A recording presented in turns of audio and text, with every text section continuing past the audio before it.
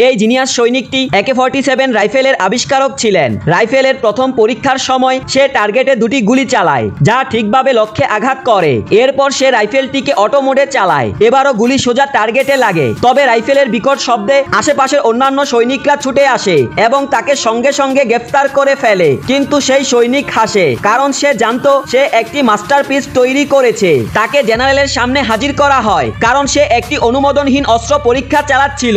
এই জেনারেল নিজেও একজন বিখ্যাত অস্ত্র ডিজাইনার ছিল। যখন তিনি রাইফেলটি দেখে সঙ্গে সঙ্গে বুঝতে পারে এটি কোনো সাধারণ রাইফেল নয়, কিন্তু যুদ্ধক্ষেত্রে ব্যবহারের আগে এই রাইফেলকে একটি কঠিন অস্ত্র পরীক্ষার মাধ্যমে যেতে হয়। নিয়ম ছিল খুব সোজা। প্রথমে সব রাইফেল নোংরা পানিতে ডুবানো হয়, এরপর তার উপর বালি ছিটানো হয়। এর ফলে অধিকাংশ রাইফেল জ্যাম হয়ে যায় এবং পরীক্ষায় ব্যর্থ হয়। কিন্তু যখন AK-47 এর পালা আসে, তখন এটি অসাধারণ পারফরম্যান্স দেখায়। পরীক্ষক এর আগে কখনো এত স্মুথ রাইফেল চালায়নি। রাইফেলের ভিতরে কাদা থাকা সত্ত্বেও এটি জ্যাম না হয়ে চমৎকারভাবে কাজ করে। শীঘ্রই AK-47 যুদ্ধক্ষেত্রে ব্যবহার হতে শুরু করে। এই AK-47 রাইফেলের ডিজাইনার ছিল মিখাইল, যিনি মাত্র 28 বছর বয়সী।